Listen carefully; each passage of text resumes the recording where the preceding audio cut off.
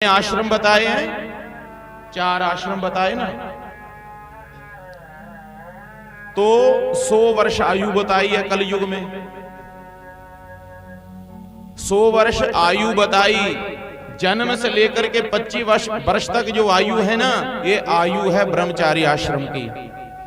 और 25 से लेकर के 50 वर्ष तक जो आयु है, ये है गृहस्थ आश्रम की।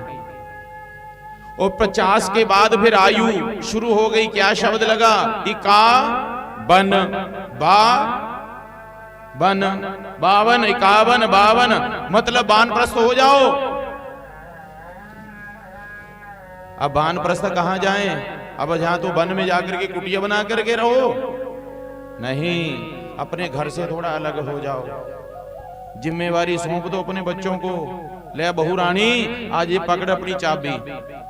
अब घर तेरा है, ये बर भी तेरा है, पालिया पड़ोसिया मैं, पर आज ते हुणे तेरा ही आई। और क्या, ये घर बार तेरा। अब मैंने तो पंडित जी ये गल्ला नहीं दादी करे करो, है ना अम्मा? कई माताएं कह देती हैं, आप ना ऐसे ना बोले करो कि कमाइए बनाई बुई क्या हम अपनी बहू को सौंप दे। कई बार सास ससुर कहते इसको नहीं आता, ये नहीं संभाल सकती घर, तेरे से नहीं बनेगा, तू नहीं संभाल सकेगी, मैं जाऊंगी तो पता चलेगा। अम्मा जी सुनो, ये जमीन जायदाद भी हमारे बच्चों की है। 50 वर्ष के उपरांत जब आयु हमारी हो जाए ना, 51, 52, तो भगवान भी इशारा कर रहे हैं, वानप्रस्थ हो जाओ। घर में थोड़ा अलग रहना शुरू कर दो। परिवार को छोड़ो जरा, परिवार के साथ मत चिपके।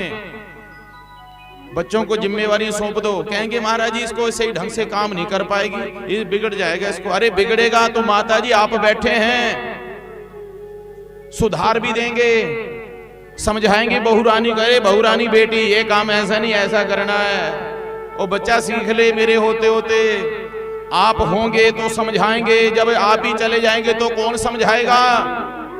पड़ोसी मजा लेते हैं बाद में।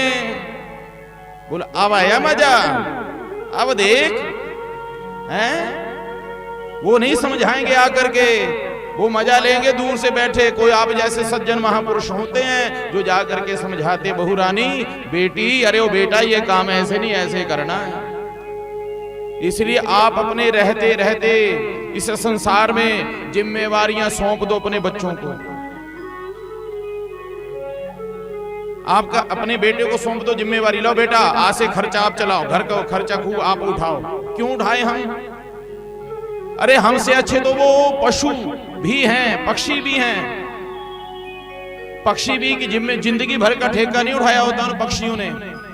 हमारे राम जी के मंदिर में कबूतर बहुत हैं। कई बार हमने देखते हैं कबूतर क्या करते हैं, अपने बच्चे को उड़ाना सिखाते हैं। सीख गया बच्चा, दाना खाना सीख गए। अब जिंदगी भर का ठेका नहीं लेके कि उनको दाना उठा उठा करके दे। जब वो दाना खाना सीख गया, अलग अलग रहे। और हम चौथा पहर भी शुरू हो चुका है, फिर भी जिम्मेवारियां उठाए हुए हैं। इसलिए क्षमा करना। भगवान हमें कह रहे हैं कि गृहस्थ आश्रम का भी पालन करो, परंतु साथ में भगवान का भजन भी करो। और दूसरी बात सुनिए, कल आपने कथा सुनी कि भगवान श्री कृष्ण जी ने कंस का उद्धार कर दिया। अब इसका मतलब ये भी मत समझ लेना कि परिवार में बड़े आनंद पूर्वक रहते होंगे भगवान। नहीं, भगवान श्री कृष्ण जी का एक और शत्रु पैदा हो गया, जिसका नाम था शंबरासुर दैत्य। उस शंबरासुर दैत्य ने क्या किया? भगवान के प्रथम पुत्र को, भगवान का पुत्र भी हमारा रुक्मणी जी का, जिसका नाम था प्रद्युम्न, उस प्रद्युम्न को शंबरासुर दैत्य ने क्या किया? प्रसूति का कक्ष से उठाया और ले गया सागर में, जाकर के वहां फेंक दिया। क्यों उठाया, क्यों मारा, क्यों फेंक दिया सागर में? क्योंकि शंबरासुर दैत्य की मृत्यु लिखी थी कि जो द्वारिकाधीश जी के प्रथम पुत्र होंगे उनके हाथों से मेरी मृत्यु होगी। अपने काल को उठा करके कहां ले गया? सागर में फेंक दिया। उस सागर में से एक विशाल मछली निकली, मुख खोला, उस बच्चे को लपक लिया और अपने मुख पेट में ले गई। एक मछुआरे ने जाल फेंक के रखा हुआ था, उस जाल में वो मछली पकड़ी गई। मछुआरा जैसे जाल निकाल करके देखता है मछली है, जैसे मछली का पेट चीरा उसमें से नन्हा सा बालक निकला आया। प्राप्त हुआ, उस बालक को लेके शंबरासुर दैत्य के पास चला गया, क्योंकि जो दैत्य था ना शंबरासुर दैत्य, वो मांस खाता था, मछुआरा भी उसी के राज्य का था। जाकर के कहने लगा महाराज मुझे ये बालक मिला है, क्या करूं? ये नहीं बताया कि मुझे ऐसे ऐसे मिला।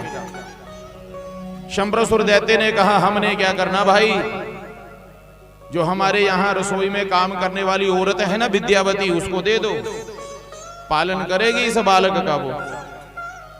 अब वो बालक गया किसके पास? विद्यावती के पास। विद्यावती करने लगी पालन पोषण। अब विद्यावती पालन पोषण करती, वो धीरे धीरे बड़ा हुआ बालक। एक दिन की बात, श्री देवऋषि नारद जी आए, आकर के ना विद्यावती से कहते हो विद्यावती ये जो बालक है ना ये तुम्हारे पति देव हैं, पति स्वामी हैं।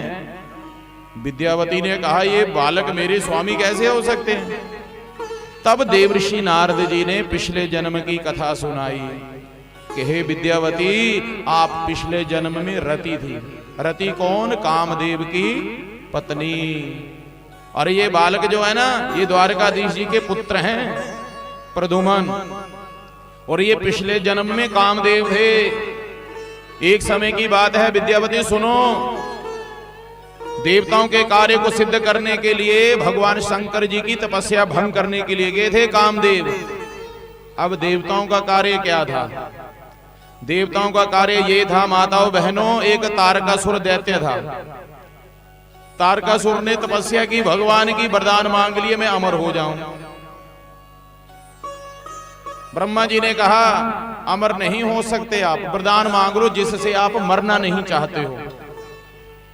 तो तारकासुर ने क्या मांगा? सुनो जरा ध्यान पूर्वक। तारकासुर ने ब्रह्मा जी से वरदान मांग लिया, ब्रह्मा जी मेरी मृत्यु जो हो ना शंकर भगवान जी के शुक्र से जो पुत्र पैदा हो उससे मेरी मृत्यु हो। क्योंकि तारकासुर को पता था कि मां सती तो शरीर छोड़ करके चली गई है। शंकर भगवान जी सती जब थी, छोटी सी बात को लेकर के मन मुटापा हो गया था ना, जब सती ने प्रभु श्री राम जी की परीक्षा ली थी।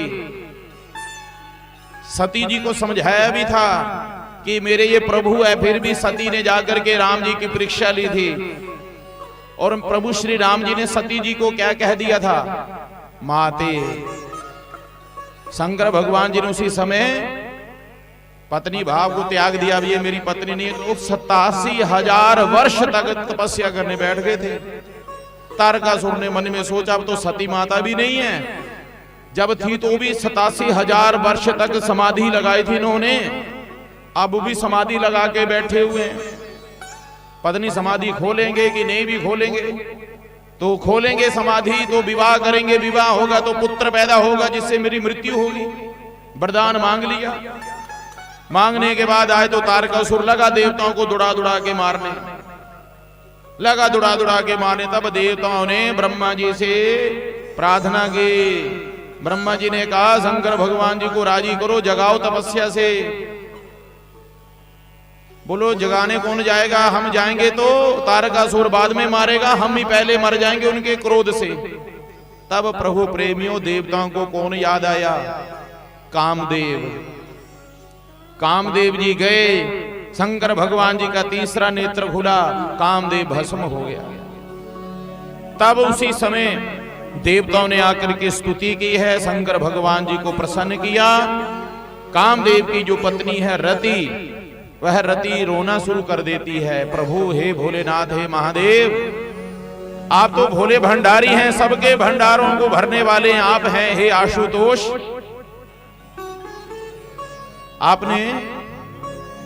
आपने मुझे इतना कष्ट क्यों दिया? मेरे सौभाग्य को क्यों मार दिया? मेरे पतिदेव का इसमें क्या दोष था? ये तो देवताओं के कार्य को सिद्ध करने के लिए यहां आए थे। तब भगवान शंकर जी आशुतोष मेरे नाथ थोड़े शांत हुए। तब कहा सुनिए, तुम्हारे पतिदेव अवश्य मिलेंगे आपको, परंतु आज नहीं, अभी नहीं, द्वापर युग में। भगवान श्री नारायण जी अवतार लेकर के आएंगे, कृष्ण का रूप लेकर के, और रुक्मिणी से विवाह होगा। सुनो हे रति, उस समय एक दैत्य होगा, शंबरासुर दैत्य, और द्वारिकाधीश भगवान के प्रथम पुत्र बन करके तुम्हारे पति देव आएंगे, नाम होगा प्रद्युमन। और शंबरासुर दैत्य के यहाँ आप रसोई घर में काम करने वाले हो, उस समय आपको आपका पति, आपके स्वामी मिल जाएंगे। सारी कथा सुनाई। सो बंधुओं, इधर शंकर भगवान जी को भी प्रसन्न किया था देवताओं ने। शंकर भगवान जी प्रसन्न हुए, मां पार्वती जी के साथ विवाह हुआ, कार्तिक जी का जन्म हुआ, तो कार्तिक जी ने जाकर के उस तारकासुर का उद्धार किया। और इधर देव ऋषि नारद जी ने विद्यावती को सारी कथा सुनाई, तो प्रद्युमन जी बड़े हुए, जाकर के शंबरासुर दैत्य का वध किया। अपनी बहु रानी को लेकर के जैसे द्वारिका में पहुंचे हैं, तो द्वारिकाधीश जी के उस समय 16,108 विवाह हो चुके थे। कितने विवाह हुए अभी, कितने सुने आपने? भगवान का विवाह एक ही विवाह हुआ, आज दूसरा मनाएंगे, दूसरी शादी होगी आज। करके आए हो ना तैयारी? आज नहीं, कल को तीसरी।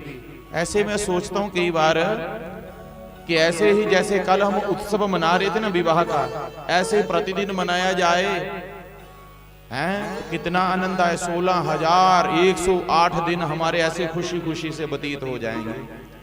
सुनिए, भगवान का जन्मदिन भी प्रतिदिन होता है, जन्म उत्सव मनाया जाता प्रतिदिन, विवाह भी प्रतिदिन होता है। जैसे कल हमने भागवत जी की कथा के माध्यम से हमने विवाह उत्सव मनाया, आज कहीं कथा के माध्यम से कहीं और आप जैसे भक्त कथा करवा रहे हो, वहां भागवत जी की कथा के माध्यम से जन्मदिन उत्सव मनाया जा रहा होगा।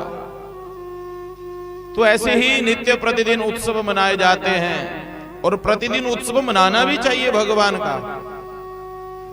जन्मदिन उत्सव मना लो आप घर में, जरूरी नहीं कि जन्माष्टमी वाले दिन ही मनाना, कल मनाओ आप, परसों भी मनाओ। जीवन को जीना है, जैसे उत्सव मनाया जाता है ऐसे उत्सव मनाइए आप। प्रेम से कहो जय श्री कृष्णा। सो बंधुओं, भगवान का दूसरा विवाह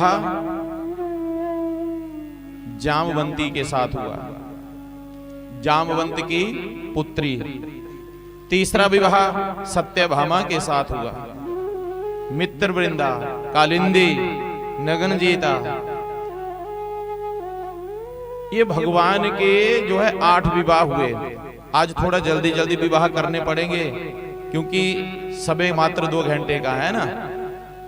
तो भगवान के कितने हुए विवाह? भी 8 विवाह हुए। भद्रा इत्यादि, लक्ष्मणा, कालिंदी, मित्रवृंदा, सत्यभामा, जामवंती। तो ये भगवान के 8 विवाह हुए। सत्यभामा के पिता का नाम क्या था? कथा तो सुनाई है आपको कई बार। जामवंत की पुत्री का नाम जामवंती। सत्यजीत राजा की पुत्री का नाम था सत्यभामा। सत्यजीत, थोड़ी स्पर्श कर देते हैं कथा को। एक राजा हुए ना सत्यजीत राजा, उनके पास एक मणि थी, उस मणि का नाम था समंतक मणि। उस मणि के अंदर बहुत प्रकाश निकलता था, और उस मणि में से प्रतिदिन 2 क्विंटल सोना निकल के आता था। और एक दिन की बात, द्वारिकाधीश ना सत्यजीत राजा के पास गए। सत्यजीत राजा ने स्वागतम किया। भगवान ने कहा सत्यजीत राजा से, महाराज आप कितने सदस्य हैं अपने परिवार में? कहा महाराज हम 2 सदस्य हैं।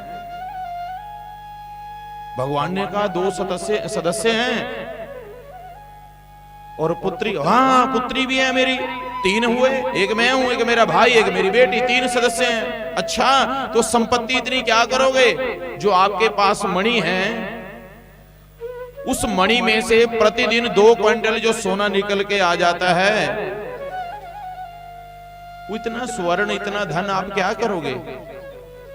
इसलिए आप वो मणि आप हमें दे दीजिए, उस समंतक मणि को दे दीजिए आप। वो मणि किससे प्राप्त हुई थी? सत्यजित राजा को सूर्य भगवान से प्राप्त हुई थी। हमारा सत्यजित राजा ने कहा ना ना मैं नहीं दूंगा मणि।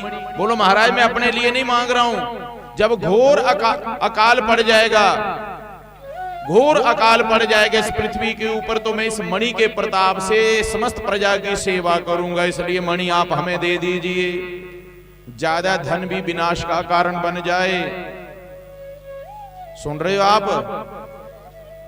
ज्यादा धन आ जाए ना किसी के पास तो विनाश का कारण भी बन जाए। ज्यादा सोएंगे तो भी विनाश का कारण। ज्यादा सोना, ज्यादा खाना, ज्यादा हंसना, ज्यादा नचना, और क्या ज्यादा है? जो मर्जी कहो आप, रेस लगाओ, बैठो, सोए रहो, खड़े रहो, ये हमारे लिए हानिकारक है। परंतु सबसे ज्यादा क्या चीज है जो जहर को भी क्या बना दे, अमृत बना दे? वो है भगवान का नाम। हरे कृष्णा कृष्णा कृष्णा हरे राम राम राम हरे हरे। ज्यादा रोटी खा लो तो रोटी पच नहीं रही, गोली खाओ। ज्यादा सो जाओ, सोते रहो तो कहते हैं खून सो जाएगा। और ज्यादा भागते रहो, ज्यादा धन कमा लो, ज्यादा बड़े बड़े घर बना लो, झगड़े। ज्यादा सूट भी लड़ाई का कारण है। सूट साड़ियां भी कई बार घर में हो जाता है। धन भी ज्यादा नहीं तो सन 2016 याद कर लेना। आप कहते मारे ज्यादा धन विनाश का कारण बने। धन का दान करते रहेंगे तो बढ़िया रहेगा। हाँ भाई, इतना बड़ा महाराज जी ने आश्रम में लेंटर डाला कुटिया में, अब इसके प्रणाले नहीं रखे होते तो बताओ ऊपर पानी खड़ा होता कि नहीं? ये लेंटर कमजोर हो जाता। तो एक महात्मा कह रहे थे ये प्रणाली क्या है? ये है दान करते रहना। दान करते रहेंगे हम ना। एक और बात बताऊं, आप ये फल खाते हैं, केले खाए आपने? खाए कि नहीं? प्रसाद के रूप में तो मिल रहे हैं। तो क्या करते हो आप? पहले बोल दिया करो खेसोखे हो क्या, छिलका उतारते हो आप? हम फल खाते हैं तो भी छिलका उतारते हैं। संतरा खाएंगे छिलका उतार करके खाएंगे, सेब खाएंगे तो भी छिलका उतार करके खाएंगे। और बात बताऊं, कणका दी रोटी खांदे ता क्या करते असी? पहला धोंदे हो, फिर क्या करना? आटा पीस करके फिर क्या करेंगे? बोलो पहले ना कणका नहीं खानी ऐसे, पहला बाबे नो रोट चढ़ाना है। रोट चढ़ाएंगे ना। मुझे आज भी बात याद है कि मक्की नहीं, वो छलियां नहीं खाते थे ऐसे। बोलो छल्ली तोड़नी तो पहले बाबा जी को चढ़ाओ। बाबा बालकनाथ जी हमारे कुल के देवता, पहले उनको चढ़ाते थे रोट, पहले उनको चढ़ाना फिर खाना। मनु एक गल दसो, अब पैसे उसका लगाते हो भोग? हम फल खाएंगे छिलका उतार करके खाएंगे, छिलका उतार करके फल खाएंगे हैं, परंतु छिलका उसका नहीं उतारते जो छिलका उतार करके खाना चाहिए। अन्न जो हमारे धन है, धन को भी क्या करो? पहले दान करो, क्योंकि धन के अंदर भी क्या है? पाप है। कई भक्त कहते थे महाराज जी का कमाई तो बहुत करते हैं, बरकत नहीं है। बरकत नहीं, बरकत कहां से होगी? जिस परमात्मा की कृपा से, जिस ठाकुर जी की कृपा से हमें नौकरी मिली, उस परमात्मा के लिए हमने अपनी कमाई से 10वां भाग नहीं निकाला, उस धन को पवित्र नहीं किया, उसको भोग नहीं लगाया। बिना भोग लगाए हुए खाएंगे तो गलेंगे, मरेंगे हम। ठीक जिस प्रकार से छिलका उतारते हैं फलों का, ऐसे ही धन का भी थोड़ा छिलका उतार दिया करो, दान कर दिया करो। अभी भी आपके पास समय है दान करने के लिए। ये सबसे सुपात्र स्थान है, किसी सुपात्र को दान करना चाहिए। और सबसे सुपात्र ये स्थान आपकी ये कुटिया, यहां पर अभी समय है, महाकुंभ लगा हुआ है। आप स्नान करने के लिए आ रहे हैं इस महाकुंभ में, तो जहां स्नान किया जाता है वहां थोड़ा बहुत दान भी करना चाहिए। मई महीने में आएंगे ठाकुर जी तो प्रभु प्रेमी उससे पहले पहले जो लेंटर है ना, आपकी ओर से ही सेवा पड़ जानी चाहिए। अरे हमारी तरफ से सेवा पड़ जाए, हमारी ओर से सेवा पड़ जाए। इसलिए हे बंधुओं, धन पवित्र करी दान। धन को दान पवित्र करना तो दान कीजिए। मन पवित्र हरि भजन सो। मन को पवित्र करना तो कैसे करेंगे? हरि का भजन करने से। तन को पवित्र करना है तो सेवा करके। तन भी क्या है, इसको कुत्ते नहीं खाएंगे। खाएंगे क्या? नहीं खाएंगे अम्मा, कुत्ते नहीं खाएंगे इस शरीर को। इस शरीर को जितना कसा लो उतने बढ़िया है। सत्रजीत राजा ने मणि नहीं दी। सत्रजीत के भाई थे प्रसैन। प्रसैन ने क्या किया, रात को मणि को उठाया, गले में धारण कर लिया, शिकार खेलने चला गया। उस मणि में से रात्रि के समय प्रकाश निकलता था, बहुत दूर दूर तक जाता था प्रकाश। शिकार खेलने गया प्रसैन, सत्रजीत के जो राजा के भाई थे। शिकार खेल रहे थे, रात्रि का समय एक भयंकर सिंह आया। सिंह ने आकर के प्रसैन को मार दिया, मणि को छीन लिया। दांतों में दबा करके जा रहे थे तो एक भयंकर भालू आया। भालू ने आकर के शेर के ऊपर हमला कर दिया, शेर को मार दिया, मणि को छीन लिया। उस मणि को जाकर के उस भालू ने अपनी पुत्री को दे दिया। लो बेटा, तुम्हारे लिए मैं खिलौना लाया हूं, खेलो इसके साथ। सुबह होते ही सत्रजीत राजा ने शोर मचा दिया। वो देखो बचपन की आदत नहीं गई अभी तक। द्वारकाधीश जी पहले बचपन में माखन चुरा चुरा करके खाया करते थे, वस्त्रों को चुराते थे, माखन को चुराते थे। आदत गई नहीं अभी बचपन वाली। परसों मुझसे मणि मांगने के लिए आए थे, मैंने मणि नहीं दी तो वो मणि चुरा के ले गए। भगवान को पता चला। द्वारकाधीश अपनी जन्म कुंडली ली और अपने कुल पुरोहित श्री गर्गाचार्य जी के पास गए। गर्गाचार्य जी के पास जाकर के कहा, महाराज जी जरा ग्रह दशा तो देखो, कौन सी ग्रह दशा चली है। तो गर्गाचार्य जी ने देखी कुंडली, कहा सुनो द्वारकाधीश जी, आपने ना पत्थर चौथ का चंद्रमा देख लिया। माता जी कौन सा चंद्रमा? हाँ, कलंक चतुर्थी। वो चंद्रमा देखा तब आपको लगा कलंक। इतने में एक सैनिक आया भाग करके, बोलो नहीं नहीं, सत्रजीत राजा कह रहे मेरे भाई को मार के ले गया वो मणि। भगवान ने मन में सोचा, अच्छा देखा वो पत्थर चौथ का चंद्रमा, ना मैंने भाई को मारा, ना मैंने मणि चुराई। भगवान को भी कलंक लगा।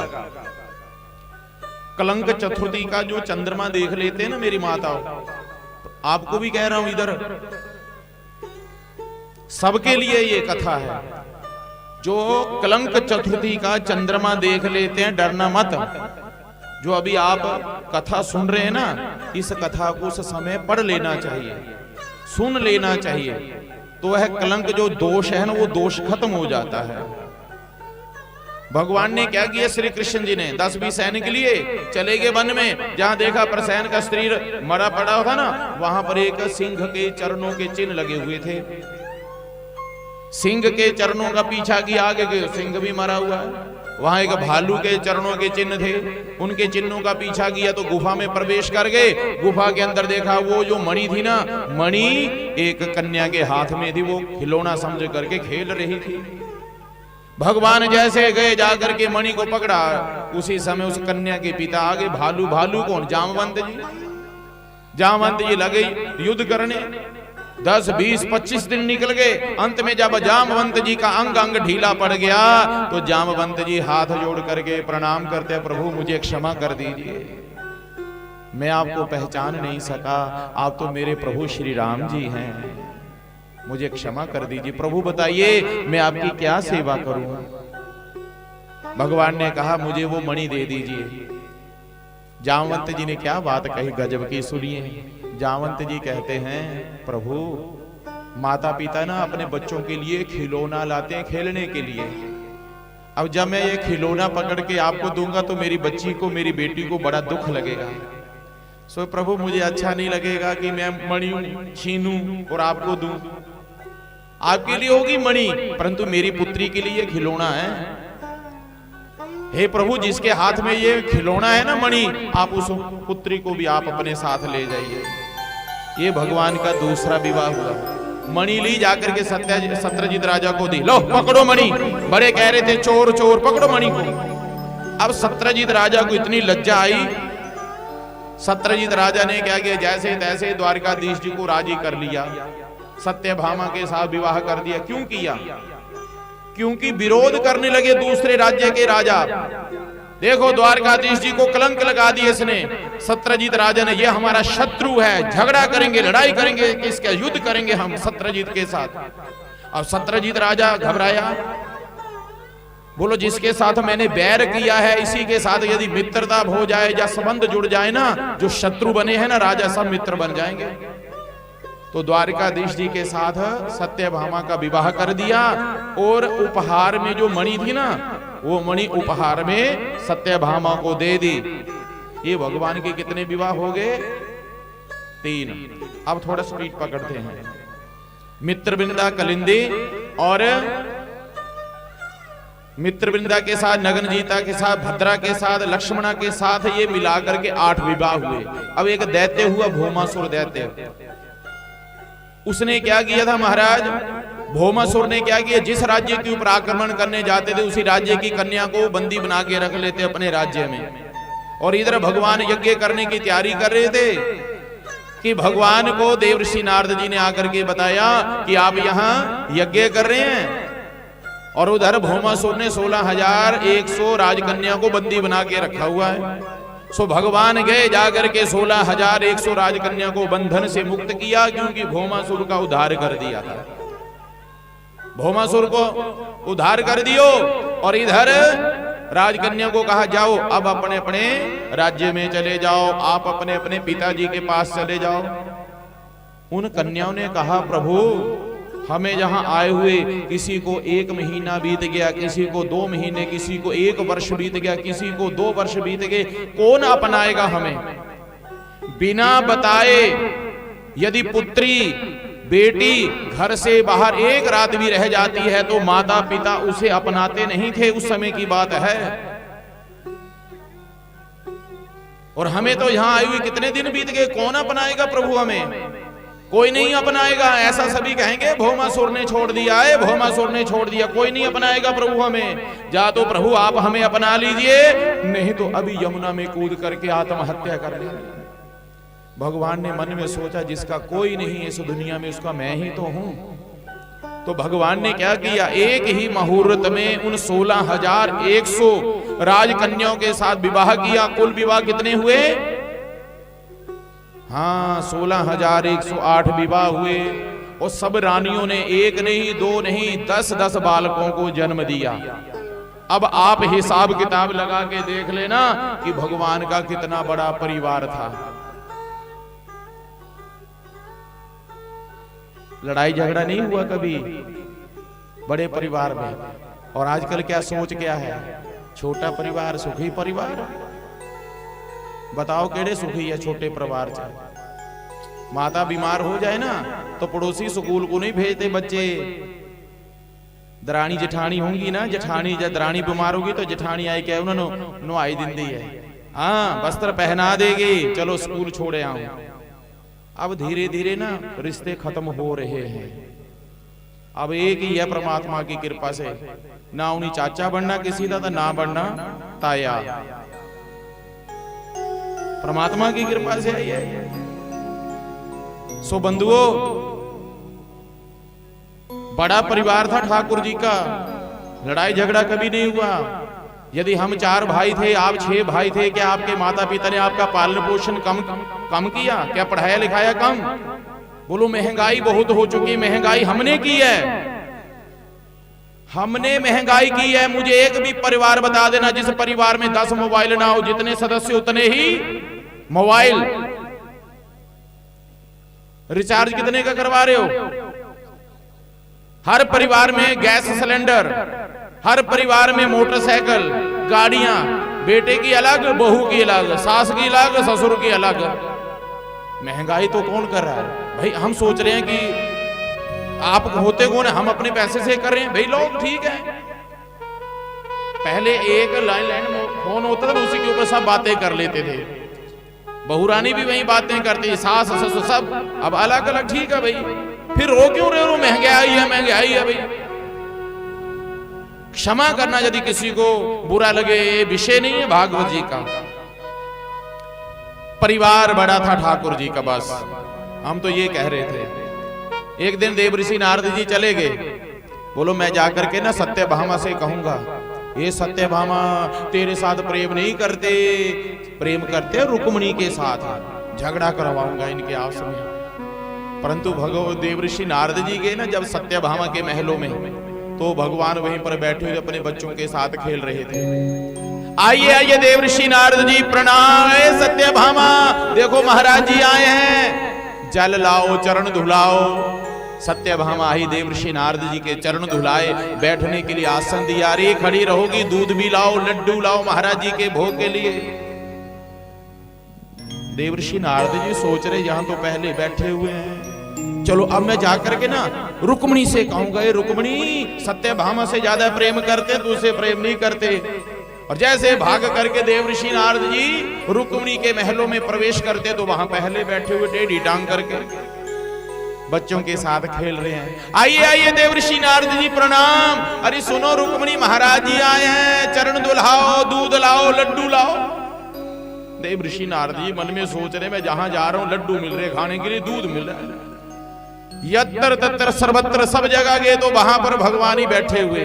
अंत में ना भगवान ने पूछ लिया, देवऋषि नारद जी ने पूछा भगवान से, कहा प्रभु परिवार कुशल मंगल है आपका? बोलो महाराज जी, आप जैसे महापुरुषों की ना जब तक मेरे परिवार के ऊपर कृपा दृष्टि बनी रहेगी ना, तो हमेशा ही कृपा दृष्टि बनी रहेगी। जिस दिन तुसी अपनी कृपा नहीं ना बरसानी, तो उस दिन फिर लड़ाई झगड़ाई होना है। तो इसलिए हे बंधुओं, भगवान हर परिवार में बैठे हुए थे, और हमारे भी हर परिवार में बैठने चाहिए भगवान। क्योंकि जिस परिवार में मेरे ठाकुर जी बैठे हुए हैं, श्री गुरु महाराज जी का आशीर्वाद है, उस परिवार में किसी चीज की कमी नहीं रह जाती। क्योंकि भगवान क्या है? पूर्ण है, पूर्ण है, पूर्ण ब्रह्म है, 16 कलन संपूर्ण है। तो यत्र तत्र सर्वत्र सब भगवान बैठे। इसलिए आइए हम सब भगवान के आगे प्रार्थना करते हैं, श्री ठाकुर जी के आगे प्रार्थना करते हैं, प्रभु ये संसार आपका है,